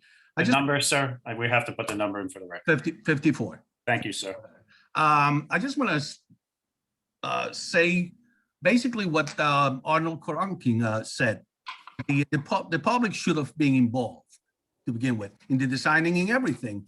And I have a bone to pick with you, Mr. Escobar, because this is a town hall meeting. This is for residents of Little Falls. And Mr. Scherzer, or whatever his name was, he was expressing his opinion, which happened to disagree with yours. If you had to say something, you could have said something, and I understand maybe the language that he used, but his ideas should have been listened to. You should have warned him on the language that he used, not on his ideas. And just to make the long story short, 2 weeks ago, he was your speaker, your guest speaker, as a coronavirus COVID-19 expert. And he happened to agree with you, and you let him speak as much as he wanted to. But today, just because he disagrees with you, or he doesn't see things the way you do, you caught him. This is a public meeting for the residents of Little Falls, and he has every right to express his ideas as a resident of Little Falls. That's all I have to say. Thank you for your time, Mr. Fernandez. As you know, I've been running these meetings for quite some time, and the residents are allowed all the time to speak. But I have certain protocols, and one is not to use swear words when we're in a public meeting. And on 3 occasions, Mr. Schweizer decided to use that type of language, which is not acceptable in a public meeting. Also, the language that he used of, quote, some obscure way that we were promoting this, is somewhat aggravating to me, Mr. Fernandez, as you know, as I run these meetings. So we can have a dialogue, and we can be open to dialogue, and we can be open to questions. But when you're insinuating that something sneaky is going on, I get a little bit frustrated. And that was what his intention was, in my opinion. Let me tell you something on that regard. And he said it at the beginning of his speech that he and his daughter went door to door. That's good. And to survey most of the residents in that, and just a couple of them didn't agree with paving or whatever it was. So he spent the time to go through the neighborhood, door to door, canvassing the area. So he's got. And we appreciate that. I appreciate that, Mr. Fernandez. We're open to discussion, but we can't be open to, and listen, he's welcome to come to meetings and have discussions. And as you know how we run these meetings. It's not just for him, it's for everyone. The next, thank you, Mr. Fernandez. If I may also, just as a point of order, Mr. Scherzer's questions regarding the bonding, the width cost, the speed humps, and the children's safety were all addressed. And furthermore, Mr. Scherzer was not an invited guest of the council to speak on COVID at the prior council meeting. Mr. Scherzer, as a member of the public, provided his opinion with respect to and provided comments and statements with respect to COVID. He was not an invited guest of myself or this council at the prior meeting. Mr. Kusia, the next speaker. Mrs. Bell Mitchell would like to speak. Mrs. Bell Mitchell, the floor is yours. Hi, I'm sorry, guys. I forgot something I wanted to ask. Real quick though, to Osme and Jason's point about having to repair their vehicles, I too have had to repair 2 of my vehicles. I snapped a shock in one of them and the muffler fell off in another. My question, oh, and also to Kristen's point about seeing what this road is proposed to look like, I would actually like to see that. And I don't know if that's possible or how to go about that. But I would like to see if there's some type of preliminary drawing that's been made. My question that I forgot to ask was related to the parking. I heard you say that it is going to be a 2-lane road with no parking. We currently have, even on our little skinny road, we have like a small parking space in front of our homes. Are you saying that we're going to lose those parking spaces? What? That is Mr. correct, Ms. Mitchell. I'm sorry, I'm You are correct. You are going to lose those spaces because of the curbing. Right now, because there is no curb and no defined road, you can kind of just park on the side. But once we define that road, the 11-foot width per lane does not allow for parking on street, and you won't be able to jump the curb other than your driveway opening. Now, if it were to be potentially turned into this one-way road that people are discussing, which just for knowledge, I'm fine with, would it be possible to do 1 lane, 1 side parking? We'd have to look at the orientation to see what we could do. Again, we're dealing with trees, we're dealing with rock outcrops. So it really becomes, a design. I understand. All the homes on this street are 1-lane driveways. So ideally, and I'm speaking for myself, I'm not speaking for them, but I know that my next door neighbor who's not attending the meeting tonight, they also park in front of their homes. And I think both of us would prefer not to lose that. But from my understanding is that this meeting is more about approving the funding and that the finalization of the plan is going to come down the line. That's where we're at, right? That is correct. Okay. Yeah. The Oh, and first- at the same time, about talking about how this has been like a hidden agenda, that's not the case. I've been to several town hall meetings. If this has been on the agenda and we have attended those meetings. There was even a newspaper article written about my inquiries with the town a couple years ago. So this is not some like hidden thing that's been happening behind the scenes. If somebody doesn't know about it, if they want to know about things happening in their town, they can go on the website and find that information pretty easily. That's all. Thank you. So if residents would like to speak again to this issue, if they have other questions, we're glad to entertain them at this time. Mr. Kusia, is there, Mr. Schweizer is putting his hand up. I gather he wants to speak. Okay, If you could unmute him, please. I did. Mr. Okay, Schweizer, the floor is yours, I'd sir. like to apologize for the use of a curse word. The last time You're welcome. the last time I felt so outnumbered was when I crawled to the barbed wire at Fort Dix, New Jersey. I'm an 81-year-old veteran, and I'm asking for a few minutes of dispensation, okay? Let me correct a couple of things. When I appeared before the town council, and I didn't want to take up the time tonight, it was to talk about the virus, and it was to ask the town council, would you please put on your agenda an invitation? I know, but Mr. Schweizer, you have to Let me understand. just Excuse me, finish. sir. Let me just finish. Excuse me. The No, you mayor- have to the understand. mayor We're talking made a about agenda statement. items. No, we're talking about agenda items. If you want to talk about Hemlock Road, we'll discuss that. If you want to talk about COVID, that's got to come up later. I don't want to talk about it, but the mayor made a statement, and I just wanted to correct this statement, okay? Go ahead. All right. If you're saying there's another time in this meeting or another time to talk about the coronavirus, that's fine. Let me get back to, I think there's a credibility issue here. I think most of us would like to see a plan before you do anything that says, this is what we're paving. This is the direction the road is going. This is whether you can park on the road or can't park on the road. This is how many trees come down or don't come down. All the people that my daughter and I spoke to in this neighborhood, I couldn't find anybody who was opposed to paving Hemlock Road. Every single resident seemed to think it was okay. What we were concerned about was creating a double-lane highway down Hemlock Road, destroying these trees and creating an impasse. So what I would like to ask the council to do, what my colleague Arnie asked us for, table it for another meeting, come up with a plan and show us the plan.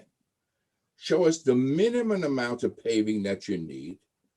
Show us how you can preserve their parking spaces. Show us whether you can preserve the trees.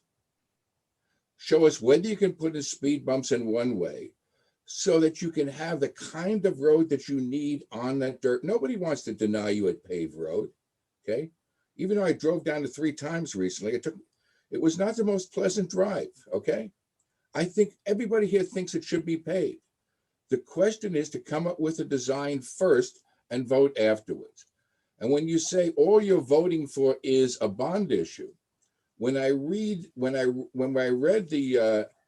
the articles with regard to the meeting today, it didn't just say we're passing a bond issue. It said a bond issue with the following caveats, and it listed the length and what have you.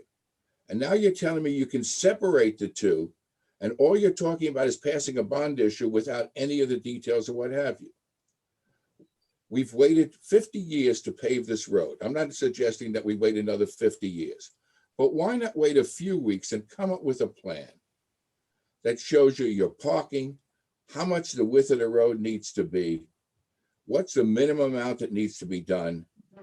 You know, make sure, absolutely sure, for God's sakes, if you need an ambulance, we want an ambulance to be able to get down the road. And I'd like you to be able to get out of your home and drive either way without breaking up your car. So why not take a few more weeks and get this thing done? As far as the public being informed, it turns out that with the exception of few people on a dirt road, not a single human being my daughter and I spoke to, not one, was aware of what was going on. Now, maybe they should have been, maybe they should attend a meeting like this. God help you. I'm on my second scotch tonight attending this meeting. It isn't the most exciting kind of thing in the world to attend it.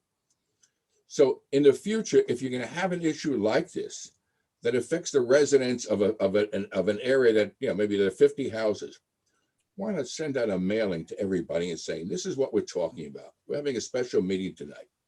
These are our plans. If my daughter and I can go door to door and tell people what's going on, so can the town, okay? And I think we can come out of this with you getting your paved road. I'm looking for my colleague, and you're in the left-hand corner of my screen. I know where you are, what have you. You get your paved road, you're able to park your car, keep most of your trees, okay? And we avoid through traffic that you're guessing upon. And we avoid the idea of some kid or what have you, rushing through down that road and using our neighborhood as a thoroughfare when we don't have to have it. Why guess upon whether or not it creates a safety problem when the only reality in terms of proving it's a safety problem is from some kid riding a bike on a road getting hit? Okay, so again, I apologize for my curse word. You don't need to apologize 2 times, Mr. Swarzer. We appreciate the apologies, and if I raise my voice too loud, I apologize to you, sir. But let me go back. This approving the bond ordinance, you have to put verbiage in there. We can't come before the public and say, give us 600,000 and we don't know what we're doing. Mr. Wenzel, correct me if I'm wrong. So this language in the bond ordinance has to be there so that the public knows. It's not, the plan has to still exactly be ironed out. Yes, the road is going to get paved. How wide it's going to be and exactly what's going to be done still has yet to be determined. If we didn't feel like the road was going to get paved, then we wouldn't bring this bond ordinance before the public. But the actual plan is not cemented this evening. It's not a done deal tonight, exactly what is going to be done. Mr. Primanti is going to work on that. Those ideas will be brought forth.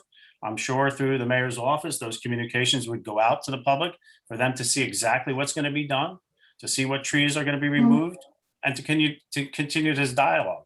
But if the council decides this evening to vote against approving this bond ordinance, then the entire project stops dead in its tracks.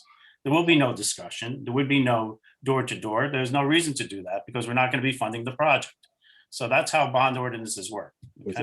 With all due respect, I do not believe if you table a vote on this bond issue, it stops anything. To the contrary,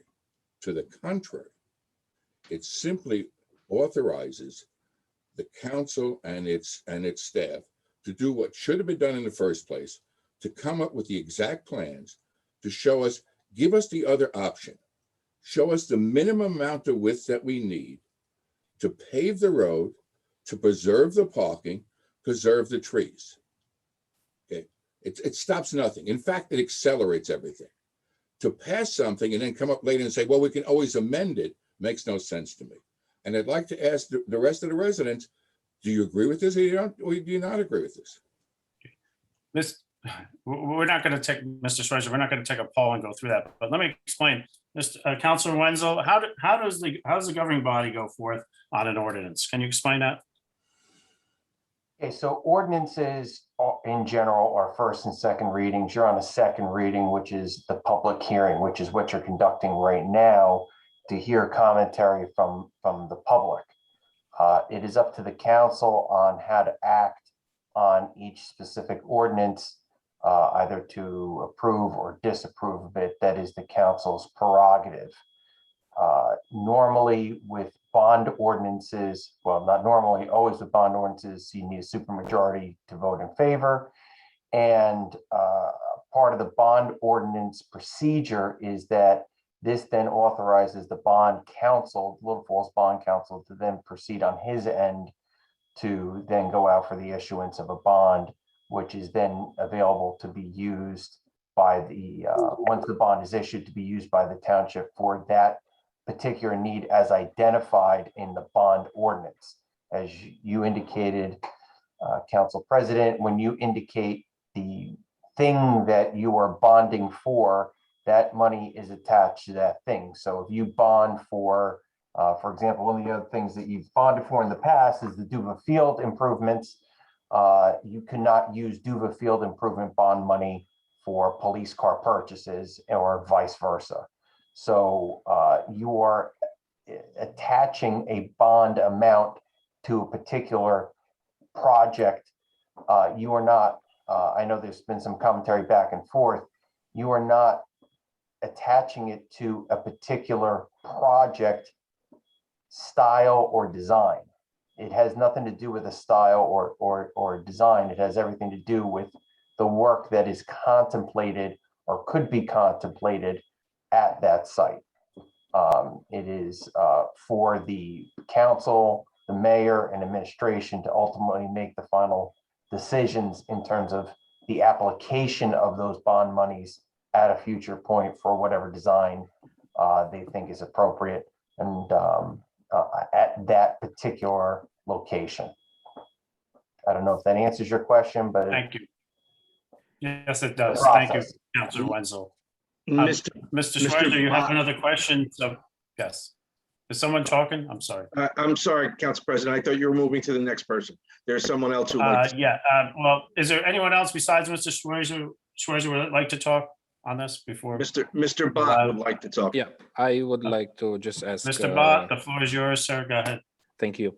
I would just like to ask, a very simple question. So, assuming, the respective budget is voted and it is approved tonight, what exactly is the process? And, please forgive my ignorance. I'm not very familiar with all the processes. What is the process then of deciding upon the exact solution, that's going to be implemented, right? Will it be something that, Mr. Pamonte could come back and show us maybe a presentation with the pros and cons and the solutions, how long it will take, what it will happen, those kind of things, some details, and then maybe is it possible also for the residents or for the public, to view that presentation, have a discussion on it? I guess that's my question. What's the process of coming with the final solution then? Thank you for letting me speak. Yes, Mr. Bott, and no apologies for your ignorance. This is complicated material. And doing this as long as I've been doing it for 4.5 years, I still get confused. I mean, it's challenging. But here's the issue. What this does, if this gets approved this evening, will give Mr. Pamonte the right for it to start a design phase that we could bring back to the residents and the community for them to view and to have dialogue on the recommendation that Mr. Pamonte will bring before us. He is the expert that we'd be hiring to do this job. Upon then hearing other dialogue from the residents of issues, you heard some this evening about one way, about Ms. Mitchell, about maybe losing her parking space in front of her house, about trees. Those issues would be addressed. and then a final decision would be made to the plan. So that's how that would go about. As far as timing, I wouldn't, Mr. Primanti, how long do you think that would take?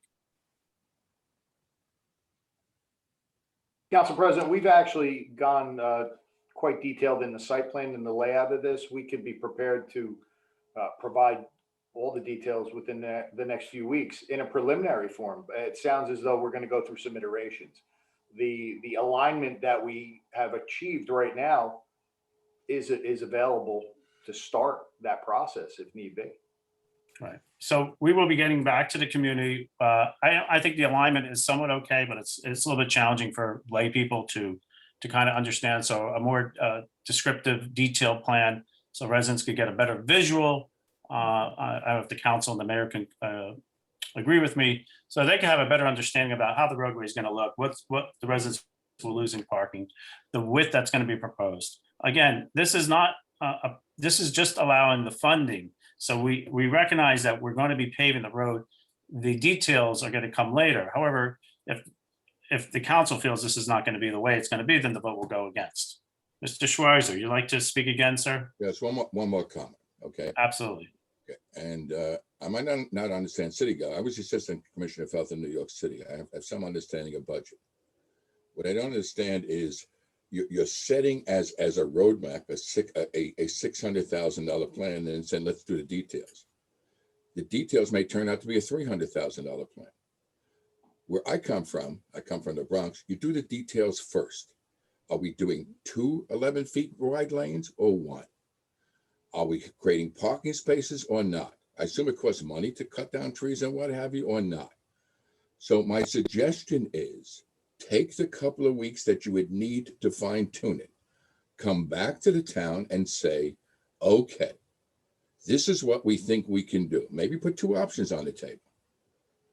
This is what we can do to preserve your parking spaces and your trees and have a one-way lane and what have you. And guess what? We just figured out we can do it for $310,000 versus passing a budget for $600,000 and deciding, let's review it after the fact. And by the way, make believe I cursed, but I did. So thank you very much. I don't know what that last sentence means, but yes, you do. Mr. Schweizer, again, the amount of money that's going to be spent is what the bids will come in at. When this goes out to bid, that's the money the township's going to spend. We're not looking to spend any more money than we have to, but we won't know those bids until they come in, what those prices will be. This is the estimate that Mr. Primanti's given us that he thinks it will be around. So this is not, now granted, if you're saying if we're going to, the plan when it goes out to bid, whether it be 1 lane or 2 lanes, we don't know that at this time. Well, actually we do know. We would like to see it as 2 lanes. And as the mayor says, in the future, we could make it a 1-way. That's what the current plan would stand at. And going forward, that plan could be adopted to possibly be in a 1-way, possibly be in a shorter roadway. Are there any other questions regarding this? Does the council have any other comments they'd like to say at this time? I see Mr. Crocken has his hand up. Crocken would like to speak. Mr. Crocken, you have the floor, sir. Thank you. Yes. So Council President Scoba, I'm not clear as to your last statement. Is there still, in light of what residents have expressed, the comment I heard you say is that the plan is going to proceed as a 2-way paved road. But many people expressed the alternative. So can there be 2 sets of plans created, one for a 2-way and one for a 1-way road?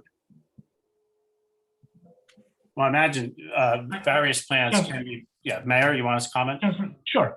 So I think the issue is this here, is if you construct a 1-way, 1-lane road at 15 feet, it can never become a 2-way, 2-lane road. By constructing a 2-way, 22-foot road, it can become a 14-foot wide lane with an 8-foot parking spot in the future, 1-way road, or a 1-way road with no parking, or any of those combinations that could be included in a 22-foot wide roadway. I think that by this, and again, this is not to the plan tonight. This council is not voting on the plan. This council is voting on approving up to $600,000 for improvements to Hemlock Road. But my personal opinion on this is that building this roadway at 22 feet would allow for any combination of a two-way road, a one-way road, with or without parking, and would allow there to be flexibility in what the ultimate resolution of this is. It seems that the residents in this area are attempting to stop an issue that does not exist at this point. And now I don't deny the fact that it's foreseeable that additional cars may utilize Hemlock Road. I would agree with that. But I think the extent of the vehicles that will utilize Hemlock Road are limited to the aforementioned streets within that immediate vicinity. And to say that it's going to be a highway, that a child is going to die if we approve this roadway, I think is a far stretch from the fact that we are looking to improve a roadway into the potential for 2 lanes of vehicular traffic. That is why I am asking this council this evening to consider approving the up to $600,000, and that plans can be discussed with Mr. Piemonte. However, again, we are limited with what we are allowed to do with the roadway at 15 feet wide because it can never host 2 lanes of travel, where a roadway at 22 feet could host 2 lanes of travel, but could be restricted to 1 way as well. So again, this council right now is not voting on what the roadway will entail, but the cost estimates that are being projected, again, far under the $600,000 number, although we don't know what bids will come back at, is what that's what this council is being asked to do: approve potential funding for a project that was estimated to be a 22-foot lane wide road. Would any other residents would like to speak? Mr. Fernandez, do you have anything else you want to say on this topic? Thank you, sir. All right, Mr. My hand is up. I'm sorry. I have a comment, President Scoba. Okay, Mr. Crocken, because you'll have to be the last speaker on this. Go ahead. Okay. I appreciate the mayor's comments and expressing his opinion, but my concern is one of transparency and involving of the citizens of Hemlock Road and the surrounding areas and their voice and their concern. When you speak, my opinion is you're talking about the potential for a 2-way road. Is there going to be mega new development in the area that you're going to need to have a large thoroughfare of that nature? But my bottom line really is to allow the residents of the area to voice their opinion and concerns and for them to be incorporated in the plan. I respect all our elected officials having opinions, but you represent the people and you have to hear the voice of the people. So I thank you and I hope you would consider that. We do, and that's why we do this way of having these forums. And I understand, Mr. Crocken, that each block doesn't have their own lobbyists to look at every issue. But the council members, along with the mayor and even the staff, do reach out to the residents. The residents on this block reached out to the government body. And that's why we're doing it in this forum. Then we bring it up. Not every issue gets to have a town hall meeting, but this is why we're going about it. And there's going to be other opportunities before this plan gets done and finalized for public involvement. And I am sure that the residents will be reaching out to the mayor. Hopefully they'll reach out to the council and staff that are on this call. And even those residents that did not have time to also reach out to us, we're available to talk about the issue. And to see what their concerns are, to bring them back to the mayor and also bring them back to staff and figure out the best solutions. Okay, so we're going to move on. Does the council members have anything else that they would like to say on this before we close this to the public? Council President, I was just going to add, you know what? Thank you for everyone for joining. Councilman Vanchery, the floor is yours. Yeah, thank you everyone for joining and sharing your opinions. We appreciate it. I've heard the word transparency thrown out 100 times at this point tonight, but this is to Council President Scoba's point, as well as Mayor Damiano. This is how it works. It's on the agenda and you have a chance to share your views and it doesn't go unnoticed. The one thing I will say for people that said that they didn't know about this is why it's important too to sign up for the Township News Blast on lfnj.com to see the council agendas that come out through a regular meeting like this or one of our workshops. There are several people that you will see all the time, like Mr. Fernandez. He's well versed in what we do from an agenda standpoint, but that's why too, to get involved. And again, to Council President Scoba's point, you have questions, please reach out. You know, a lot of times these discussions happen on Facebook, and the reality is we're not always on Facebook. We're not always checking Facebook. And as Mayor Damiano has pointed out several times, email us, reach out.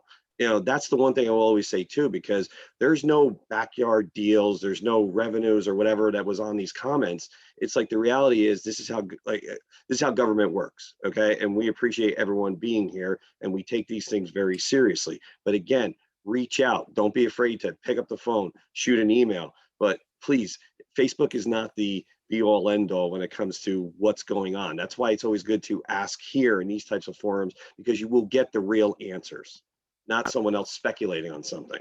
So just wanted to say that. Thank you, Councilman Vanchery. Okay, so can I have a motion to close the public hearing on 1409, please? So moved. Moved by Second. Councilmember Havlet, Second. second by Councilmember Vanchery. Mrs. Kraus, please call the roll on closing to the public hearing on 1409. Councilmember Hablitz, Yes. Councilmember Kawadi, Yes. Councilmember Sieber, Yes. Councilmember Vanchery, Yes. Council President Scoba. Yes. Can I have a motion to adopt 1409? So moved. Moved by Councilmember Kawadi, Second. second by Councilmember Hablitz. Mrs. Kraus, call the council to adopt 1409. Councilmember Hablitz, Yes. Councilmember Kawadi, Yes. Councilmember Sieber, Yes. Councilmember Vanchery, Yes. Council President Scoba. Yes. Mrs. Kraus, read ordinance 1410, please. Second reading and public hearing of ordinance number 1410, an ordinance entitled Bond Ordinance to Authorize the Undertaking of Streetscape Improvements at Main Street Phases 4 and 6 in, by, and for the Township of Little Falls in the County of Passaic, State of New Jersey, to appropriate the sum of $1 million to pay the cost thereof, to appropriate a state grant to make a down payment, to authorize the issuance of bonds to finance such appropriation, and to provide for the issuance of bond anticipation notes in anticipation of the issuance of such bonds. Have a motion to open to the public on 1410, please. So moved. Moved by Councilman Kawadi, Second. second by Councilmember Sieber. All those in favor of opening to the public on 1410 signify by saying aye. Aye. All those opposed to this motion, please signify by saying nay. Motion carries. We are now open to the public on 1410. Mr. Kusia, is there any public member that would like to talk to 1410? There is no one with their hand raised. Just give it a moment in case people are struggling to find how to do that.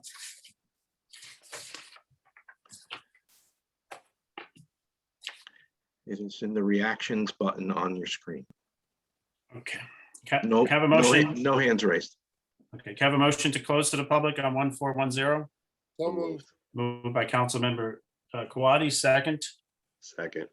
Second by Councilmember Vanchery. All those in favor of closing to the public on 1410 signify by saying aye. Aye. All those opposed to that signify by saying nay. The motion carries. Can I have a motion to adopt 1410? So So moved. moved. Moved by Councilmember Kawadi, second by Councilmember Hablitz. Mrs. Kraus, call the roll on 1410. Councilmember Hablitz, Yes. Councilmember Kawadi, Yes. Councilmember Sieber, Yes. Councilmember Vanchery, Yes. Council President Scoba. Yes. Mrs. Kraus, please read ordinance 1411. Second reading and public hearing of ordinance number 1411, an ordinance entitled Bond Ordinance to Authorize the Installation of a Traffic Control Signal at the intersection of Francisco Avenue and Cedar Grove Road in, by, and for the Township of Little Falls in the County of Passaic, State of New Jersey, to appropriate the sum of $500,000 to pay the cost thereof, to make a down payment, to authorize the issuance of bonds to finance such appropriation, and to provide for the issuance of bond anticipation notes in anticipation of the issuance of such bonds. Thank you. Have a motion to open to the public on 1411. So moved. Moved by Councilmember Vanchery, second. Second. Second by Councilmember Kawadi. All those in favor of opening to the public on 1411 signify by saying aye. Aye. All those opposed signify by saying nay.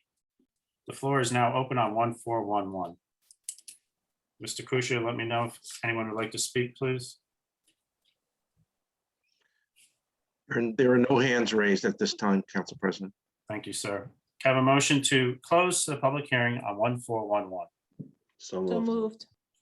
Moved by Councilmember Vanchery, second by Councilmember Seaver, Havelitz. All those in favor of closing to the public signify by saying aye. Aye. Aye. All those opposed signify by saying nay.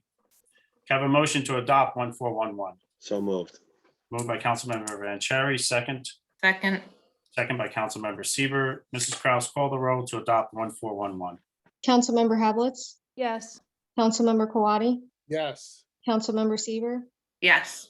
Councilmember Vanchery, Yes, looking forward to having this finally happen. Thank Council you. President Scoba. Yes.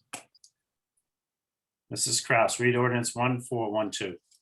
Second reading and public hearing of ordinance number 1412, an ordinance entitled Bond Ordinance to Authorize the Undertaking of Various Improvements at Duba Field in by and for the Township of Little Falls in the County of Passaic, State of New Jersey, to appropriate the sum of $1,075,000 to pay the cost thereof, to appropriate Township Open Space Trust account funds, to make a down payment, to authorize the issuance of bonds to finance such appropriation, and to provide for the issuance of bond anticipation notes in anticipation of the issuance of such bonds. Can I have a motion to open to the public hearing on 1412? So moved. Moved by Councilmember Kawadi, second. Second. Second by Councilmember Vanchery. All those in favor of open to the public on 1412, please signify by saying aye.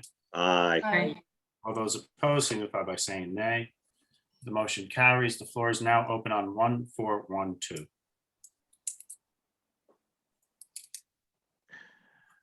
There are no hands raised, Council President. Okay, thank you, Mr. Kusia.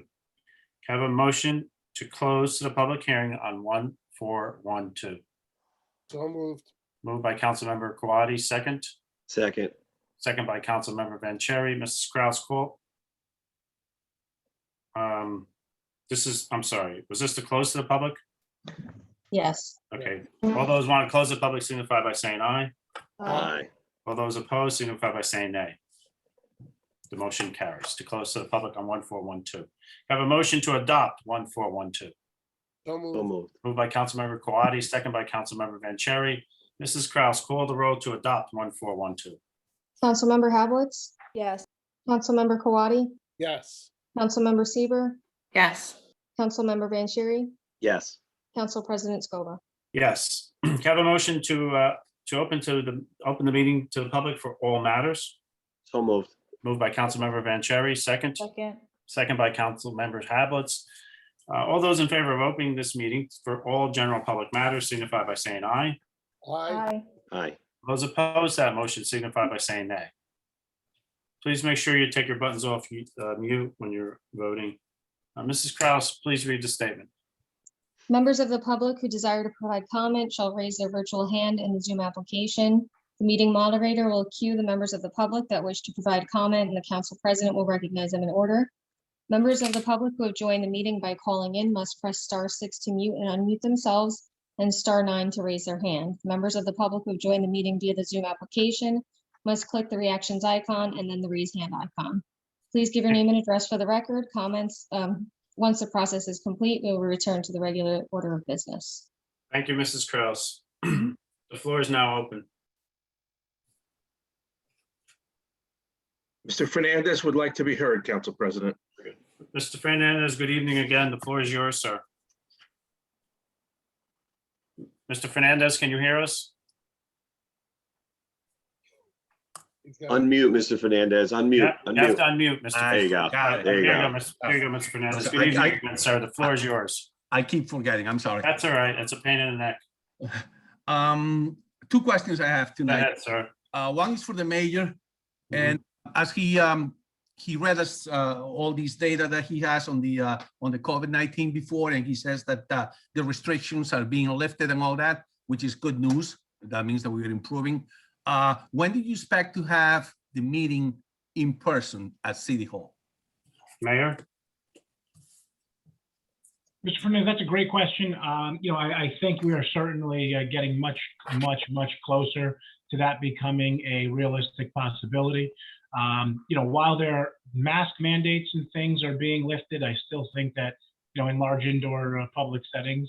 It may be best to continue to make that a requirement at indoor meetings, at least for members of the public. I know people have concerns about myself and the council wearing masks for being heard, although I never found that to be a real issue. But I do think we are getting much closer to the possibility of continuing or hosting meetings again in person. I would like to ensure before we do that, that on the technology side, we are able to host a meeting from the council chambers while still being able to invite members from home over Zoom who may not be able to appear in person, who would like the option to join that way.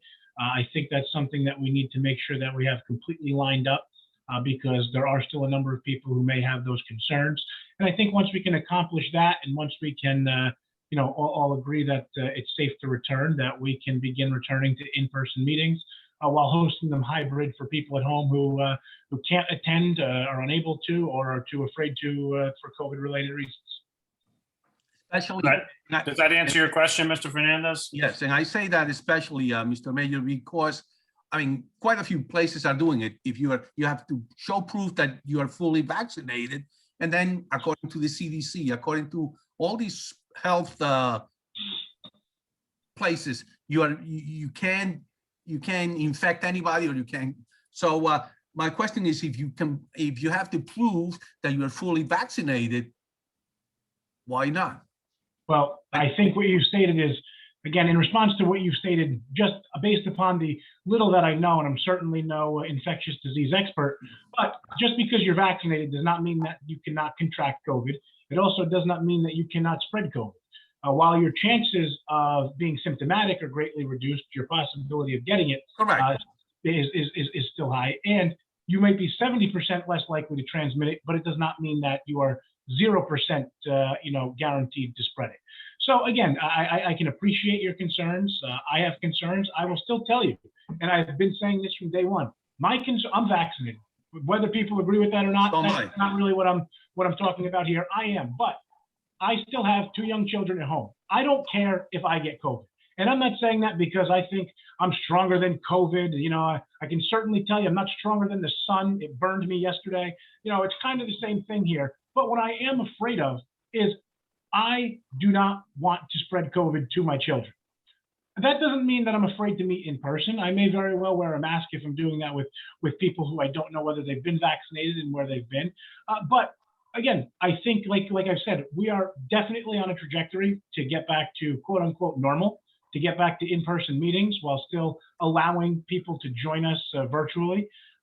So soon, I do think soon is the answer. I don't know if that means the first meeting in June or the first meeting in July or the first meeting in August, but I do think it's soon, and I do think we will see an in-person meeting probably while the weather remains warm.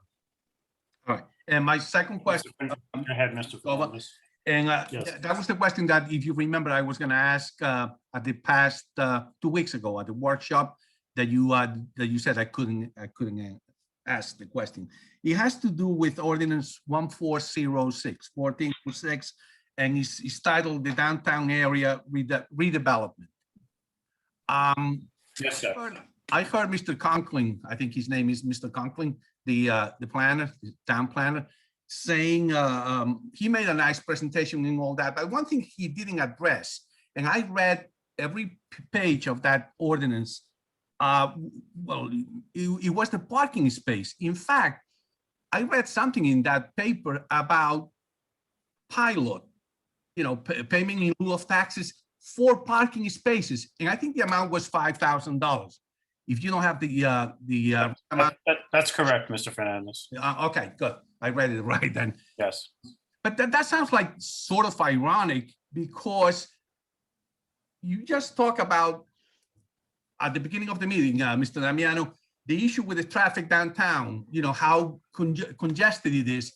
So we're going to put more cars that shouldn't be there to begin with, because the building doesn't have the space to accommodate them. But just because they pay $5,000, the building can have 4 floors, 3 floors, whatever the amount is. If you can't have it because the building, you cannot accommodate the parking spaces, why make it 4 floors? You make it 3 floors. Sure. So, Mr. Fernandez, I can answer that question for you. And Okay. the reason that a pilot is considered within a redevelopment area, especially in the redevelopment area that was before the council this time, is because it is in an area in direct proximity, directly adjacent to public parking, and adequate public parking at that. That's the reason for the pilot. And this is common and frequent in downtown areas where towns have hustling and bustling downtowns. And what it does is it allows developers, with the approval of the council, to essentially underpark a building. It doesn't mean they can provide 0.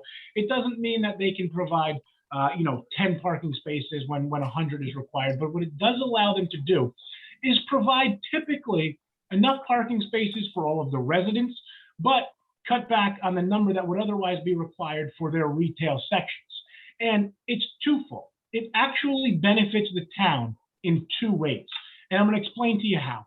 First, it's a pilot, right? PILOP, which is a payment in lieu of parking. Parking. A play off of the pilot, the payment in lieu of taxes. The pilot benefits the town, again, 2 ways. One is it requires a developer to essentially be conscientious of at least the fact of the number of spaces that they're going to be seeking a variance for. Why? One, well, primarily, it's going to cost you $5,000 a space that you're not able to provide as a developer. Some developers may say, well, that's worth it. I'm willing to go X number of spaces, especially on the retail, short, so that I can, and I'm willing to pay X, whatever that number is, depending on the number of spaces. But there's a second benefit that the town now receives. And this is not a secret. There's nothing underhanded about this. The township has been talking about metered parking in its downtown for a period of time now. We were looking to do it around the same time of all of the redevelopment concluding, as well as primarily the township acquiring the PNC lot and providing for additional downtown public parking. So by shorting the number of retail spaces that a developer builds, they pay the town $5,000 and then require that the people who will be shopping in the stores utilize the paid parking in the downtown area, thereby benefiting the town by creating a new source of revenue to offset the taxes and the ever-growing expenses that municipalities have. So there's an inherent benefit to this shortage of parking spaces, A, through the pilot, B, through the metered parking that will be in the downtown. Again, not at an astronomical rate. It's not going to cost anybody $1 million to park in downtown Little Falls for an hour. But the dollars and cents add up over the over the period of days, weeks, months, and years.